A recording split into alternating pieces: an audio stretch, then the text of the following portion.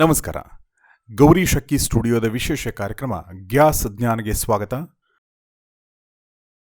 Gas ಜ್ಞಾನ್ನ ನಿಗೂಢ ರಹಸ್ಯಗಳು ಅಂದರೆ unsolved mysteries ಈ ಕಾರ್ಯಕ್ರಮದ ಮತ್ತೊಂದು ಕಂತು ಇಲ್ಲಿದೆ.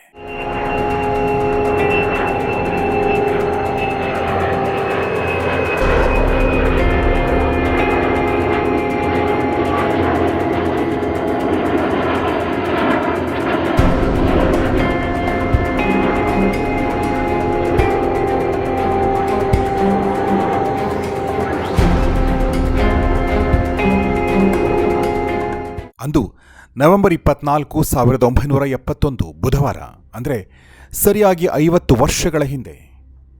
ಅದು ಅಮೆರಿಕದ ಒರೆಗಾನ್ ರಾಜ್ಯದ ಪೋರ್ಟ್ಲ್ಯಾಂಡ್ ನಗರದ ವಿಮಾನ ನಿಲ್ದಾಣ. ಪೋರ್ಟ್ಲ್ಯಾಂಡ್ನಿಂದ ರಾಜಧಾನಿ ವಾಷಿಂಗ್ಟನ್ ಬಳಿಯ ಸಿಯಾಟಲ್ಗೆ ಪ್ರಯಾಣ ಬೆಳೆಸಲು ವಿಮಾನವೊಂದು ಸಿದ್ಧವಾಗಿ ನಿಂತಿರುತ್ತೆ.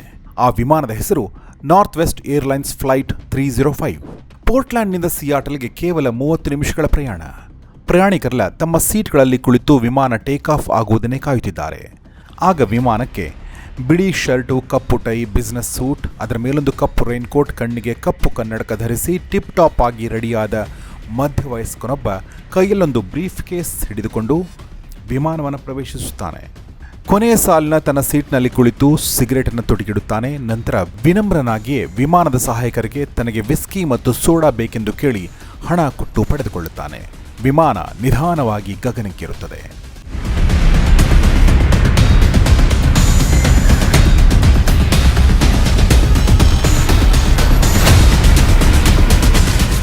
ಆಗ ಸಮಯ ಮಧ್ಯಾಹ್ನ ಸುಮಾರು 3 ಗಂಟೆ. ವಿಮಾನ ಗಗನದಲ್ಲಿ ಹಾರಾಡ್ತಾ ಇದೆ. ಬಿಸ್ನೆಸ್ ಮ್ಯಾನ್ ಅಂತೆ ಕಾಣ್ತಾ ಇದ್ದ ಆ ವ್ಯಕ್ತಿ ಕೆಲವು ನಿಮಿಷಗಳ ನಂತರ ವಿಮಾನದಲ್ಲಿದ್ದ ಗಗನ ಸಖಿಯೊಬ್ಬಳನ್ನು ಕರೆದು ಅವಳ ಕೈಗೆ ಪತ್ರವೊಂದನ್ನು ಕೊಡುತ್ತಾನೆ. ಇವನ್ಯಾರೋ ತಮಾಷೆ ಮಾಡುತ್ತಿದ್ದಾನೆಂದು ಭಾವಿಸಿ ಆ ಒಂದು ಪತ್ರವನ್ನು ತನ್ನ ಜೇಬಿನಲ್ಲಿಟ್ಟುಕೊಳ್ಳಲು ಮುಂದಾಗುತ್ತಾಳೆ. ತಕ್ಷಣವೇ ಆತ, ಮಿಸ್, ನೀವಿದನ್ನು ಒಮ್ಮೆ ಓದಿದ್ದರೆ ಚೆನ್ನಾಗಿತ್ತು ಅನ್ನುತ್ತಾನೆ. ಆಕೆ ನಸುನಕ್ಕು ಸುಮ್ಮನಾದಾಗ ಈತ ಮರುಕ್ಷಣವೇ, ನನ್ನ ಬಳಿ ಬಾಂಬ್ ಇದೆ ಎಂದು ಹೇಳುತ್ತಾನೆ. ಇದನ್ನು ಕೇಳಿದ ಗಗನ ಸಖಿಗೆ ದಿಗ್ಭ್ರಮೆಯಾಗುತ್ತದೆ. ಆ ಪತ್ರದಲ್ಲಿ ಆಕೆ ಆವಾಗ ಕಣ್ಣಾಡಿಸ್ತಾಳೆ. ಅದರಲ್ಲಿ ಬರೆದದ್ದನ್ನು ನೋಡಿ ಆಕೆಗೆ ತಲೆ ತಿರುಗುದಂತಾಗುತ್ತದೆ. ಯಾಕೆಂದರೆ ಅದರಲ್ಲಿ ಬರೆದದ್ದೇನು ಅಂದರೆ, ಐ ಹ್ಯಾವ್ ಅ ಬಾಂಬ್. ಏನು ತೋಚದೆ ಸ್ತಬ್ಧಳಾಗುತ್ತಾಳೆ. ಆಗ ಅವನು ತನ್ನ ಬ್ರೀಫ್ ಕೇಸ್ ತೆರೆದು ಅದರೊಳಗೆ ಕೆಂಪು ಕಡ್ಡಿಗಳನ್ನು ಸುತ್ತುವರಿದ ವೈರ್ಗಳು ಮತ್ತು ಬ್ಯಾಟರಿ ಇರುವುದನ್ನು ತೋರಿಸುತ್ತಾನೆ.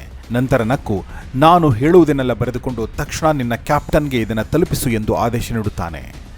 ಆತ ಹೇಳಿದ್ದನ್ನೆಲ್ಲ ಬರೆದುಕೊಳ್ಳುವಾಗಲೇ ಆಕೆಯ ಎದೆ ಬಡಿತ 2 ಪಟ್ಟು ವೇಗದಲ್ಲಿ ಬಡಿತಾ ಇರುತ್ತೆ. ನಡುಗುವ ಕೈಗಳಿಂದಲೇ ಬೇಗ ಬೇಗ ಬರೆದುಕೊಂಡು ಆಕೆ ಈ ವಿಷಯವನ್ನ ಕ್ಯಾಪ್ಟನ್ಗೆ ತಿಳಿಸಲು ಓಡುತ್ತಾಳೆ.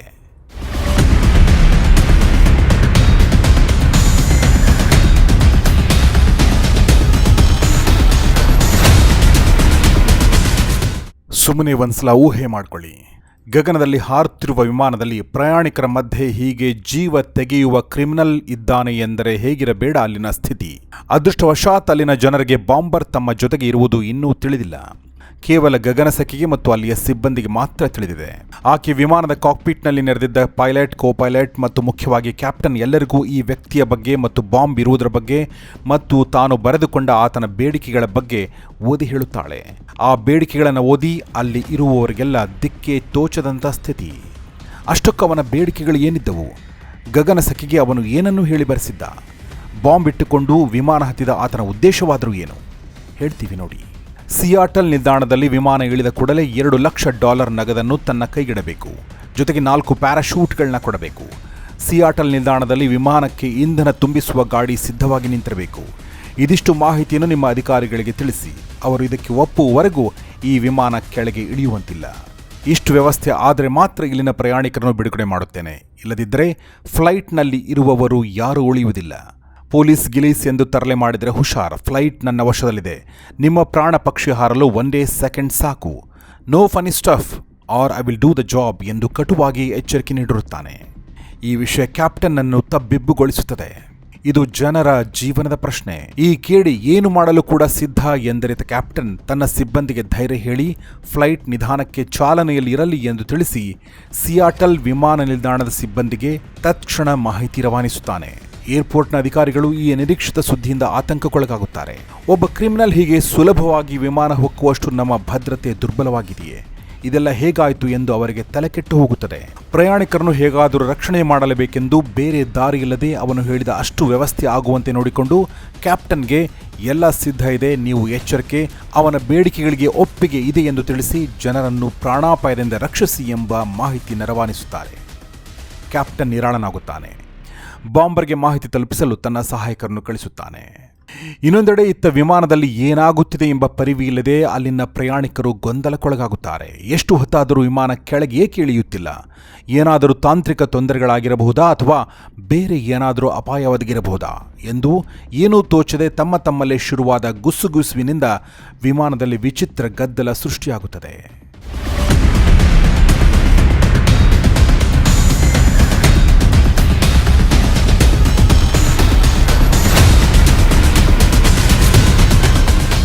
ಬಿಸ್ನೆಸ್ ಮನ್ನಂತೆ ವಿಮಾನದೊಳಗೆ ಬಂದು ಜನರನ್ನು ವಶಕ್ಕೆ ಪಡೆದ ಈ ಹೈಜಾಕರ್ ಯಾರು ಗೊತ್ತಾ? ಆತನ ಹೆಸರು D B. Cooper alias Dan Cooper. ಇದು ಈತನ ನಿಜವಾದ ಹೆಸರು ಏನೋ ಗೊತ್ತಿಲ್ಲ, ಆದರೆ ಈತ ಡಿ.ಬಿ. ಕೂಪರ್ ಎಂದೇ ಕುಖ್ಯಾತ. ನೀವು ನೋಡುತ್ತಿರುವ ಈ ಫೋಟೋ ಸಹ ಈತನ ನಿಜ ರೂಪವಲ್ಲ, ಚಿತ್ರಕಾರರ ಕಲ್ಪನೆಯಲ್ಲಿ ಮೂಡಿರುವಂಥ ಫೋಟೋ ಇದು. ಪೋರ್ಟ್ಲ್ಯಾಂಡ್ ವಿಮಾನ ನಿಲ್ದಾಣದಲ್ಲಿ ಡ್ಯಾನ್ ಕೂಪರ್ ಹೆಸರಿನಲ್ಲಿ ಸಿಯಾಟಲ್ಗೆ ಟಿಕೆಟ್ ಪಡೆದುಕೊಂಡು ಫ್ಲೈಟ್ ಹತ್ತಿದ ಈತ ವಿಮಾನ ಹಾರಲು ಶುರು ಮಾಡಿದ ಕೆಲ ಕಾಲದಲ್ಲಿಯೇ ವಿಮಾನ ಹೈಜಾಕ್ ಮಾಡಿ ಹಣದ ಬೇಡಿಕೆ ಇಟ್ಟು ಕೊಡದೇ ಇದ್ದಲ್ಲಿ ಜನರ ಪ್ರಾಣ ತೆಗೆಯುವುದಾಗಿ ಬೆದರಿಸಿ ಸಿಬ್ಬಂದಿಗಳಿಗೆ ಭೂತದಂತೆ ಕಾಡಿದ್ದ. ಈತನ ಈ ಎಲ್ಲ ಬೇಡಿಕೆಗಳಿಗೆ ಒಪ್ಪಿದ ಬಳಿಕ ಆತನ ಆದೇಶದಂತೆ ವಿಮಾನ ಸಿಯಾಟಲ್ಗೆ ಬಂದಿಳಿಯುತ್ತದೆ. ಹಣದ ಜೊತೆಗೆ ಪ್ಯಾರಾಶೂಟ್ಗಳು ಆತನ ಕೈಗೆ ಬಂದ ತಕ್ಷಣ ಅಲ್ಲಿದ್ದ ಪ್ರಯಾಣಿಕರನ್ನು ಕೆಳಗಿಳಿಯಲು ಆತ ಅನುಮತಿ ನೀಡುತ್ತಾನೆ. ಆದರೆ ವಿಮಾನದ ಸಿಬ್ಬಂದಿಯನ್ನು ತನ್ನೊಂದಿಗೆ ಇರಿಸಿಕೊಳ್ಳುತ್ತಾನೆ. ವಿಮಾನದಲ್ಲಿ ಬಾಂಬರ್ ಇದ್ದಾನೆ ಎಂದು ತಿಳಿದು ತಮ್ಮ ಪ್ರಾಣದ ಬಗ್ಗೆ ಅತೀವ ಚಿಂತೆಗೀಡಾಗಿದ್ದ ಮಂದಿ ವಿಮಾನ ನಿಂತ ಕೂಡಲೇ ಎದ್ನೋ ಬಿದ್ನೋ ಎಂದು ಫ್ಲೈಟ್ನಿಂದ ಕೆಳಗಿಳಿದು ಓಡುತ್ತಾರೆ. ಬೇಗ ವಿಮಾನಕ್ಕೆ ಇಂಧನ ತುಂಬಿಸುವಂತೆ ಆದೇಶಿಸಿದ ಡಿ.ಬಿ. ಕೂಪರ್ ನಂತರ ವಿಮಾನ ಹೊರಡಿಸಲು ಸೂಚಿಸುತ್ತಾನೆ. ಆಗಲೂ ಕೂಡ ಪೈಲಟ್ಗಳಿಗೆ ವಿಮಾನ ರೆನೋ ಪ್ರದೇಶದ ಕಡೆಗೆ ಹೊರಡಬೇಕು, ಅತಿ ನಿಧಾನವಾಗಿ ಚಲಿಸಬೇಕು, 10,000 ಅಡಿಗಳಿಗಿಂತ ಮೇಲೆ ಹಾರಬಾರದು ಎಂದು ನಿರ್ಬಂಧ ಹೇರುತ್ತಾನೆ. ಪೈಲಟ್ಗಳು ಸದ್ದಿಲ್ಲದೆ ಆತ ಹೇಳಿದಂತೆ ಮಾಡುತ್ತಾರೆ. ಅದಾಗಲೇ ರಾತ್ರಿ 8 ಗಂಟೆ ಮೀರಿರುತ್ತದೆ. ವಿಮಾನದ ಒಳಗೆ ಇತ್ತಿಂದತ್ತ ಏನೋ ಯೋಚಿಸುತ್ತಾ ನಡೆದಾಡ್ತಾ ಇದ್ದ ಕೂಪರ್ ಸಿಯಾಟಲ್ ಮತ್ತು ರೆನೋ ಪ್ರದೇಶದ ಮಧ್ಯೆ ವಿಮಾನ ಹಾರುತ್ತಿದ್ದಾಗ ವಿಮಾನ ಸಿಬ್ಬಂದಿಗೆ ಏನೂ ಹೇಳದೆ ಹಣ ಮತ್ತು ಪ್ಯಾರಾಶೂಟ್ಗಳೊಂದಿಗೆ ಇದ್ದಕ್ಕಿದ್ದಂತೆ ವಿಮಾನದ ಹಿಂದಿನ ಬಾಗಿಲಿನಿಂದ ಧುಮುಕಿ ಬಿಡುತ್ತಾನೆ. ಅಷ್ಟೇ.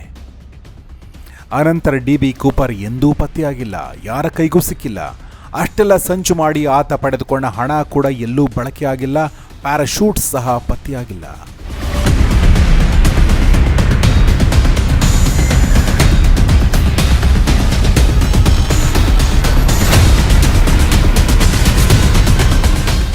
ದಶಕಗಳಿಂದ ಈ ಘಟನೆ ಅಮೆರಿಕದ ಇತಿಹಾಸದಲ್ಲಿ ಬಗೆಹರಿಸಲಾಗದ ಕಗ್ಗಂಟಾಗಿ ಉಳಿದುಕೊಂಡಿದೆ. ನೋರ್ಜಾಕ್ ಅರ್ಥಾತ್ ನಾರ್ತ್ ವೆಸ್ಟ್ ಹೈಜಾಕಿಂಗ್ ಎಂದೇ ಈ ಪ್ರಕರಣಕ್ಕೆ ಹೆಸರು. ವಿಮಾನ ಹೈಜಾಕ್ ಮಾಡಿ ಹಣ ದೋಚಿದ ಆ ಅಪರಾಧಿ ನಿಜವಾಗಿ ಡ್ಯಾನ್ ಕೂಪರ್ನೋ ಅಥವಾ ಆ ಹೆಸರಿನಲ್ಲಿ ಬಂದಿದ್ದ ಮತ್ತೊಬ್ಬ ವ್ಯಕ್ತಿಯೋ? ಆತನ ಉದ್ದೇಶ ಏನಿತ್ತು? ಎಲ್ಲಿಂದ ಬಂದಿದ್ದ?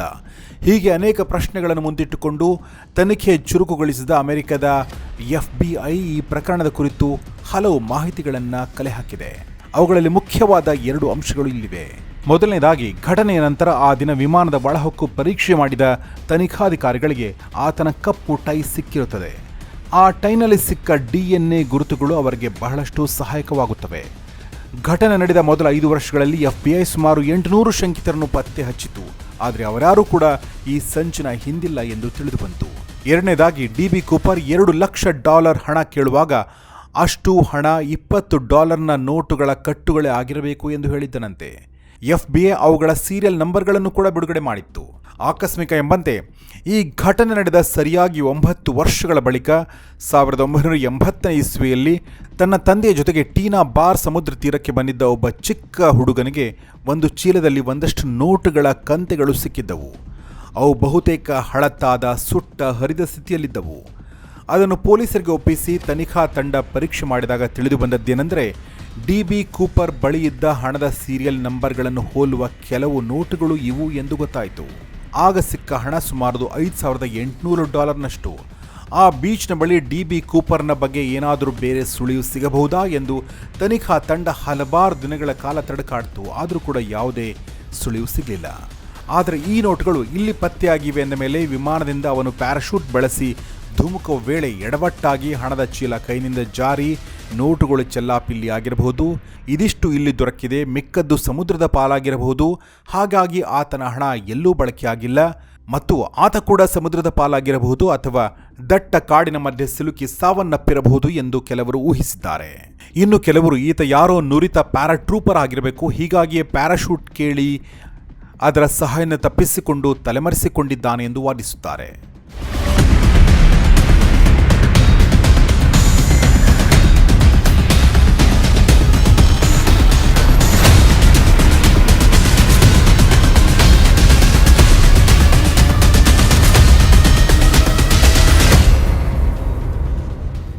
ಇನ್ನು ಈ ಪ್ರಕರಣಕ್ಕೆ ಸಂಬಂಧಪಟ್ಟಂತೆ FBI ಏಜೆಂಟ್ಗಳು ವಿಚಾರಣೆಗೆ ಒಳಪಡಿಸಿದ ಮತ್ತೊಬ್ಬ ಮುಖ್ಯ ಶಂಕಿತ ಯಾರೆಂದರೆ ರಿಚರ್ಡ್ ಫ್ಲಾಯ್ಡ್ ಮೆಕೆ.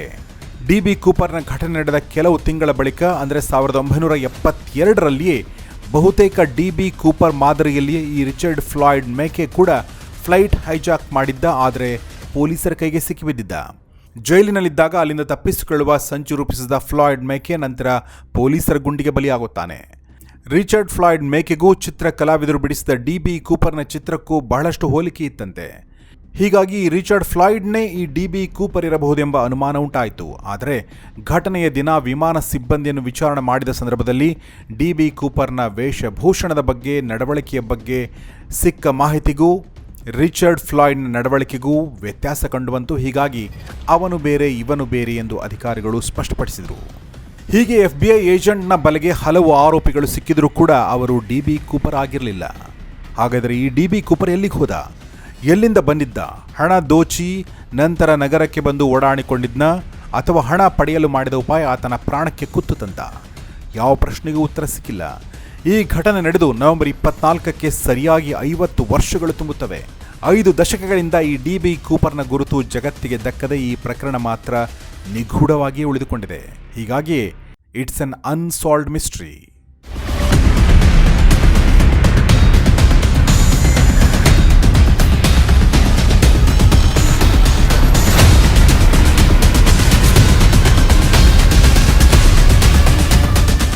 ಸ್ನೇಹಿತರೆ, ಗೌರಿ ಶಕ್ಕಿ ಸ್ಟುಡಿಯೋದ ಗ್ಯಾಸ್ ಜ್ಞಾನ ನಿಗೂಢ ರಹಸ್ಯಗಳು ಸರಣಿಯ ಮತ್ತೊಂದು ಕಂತಿದು.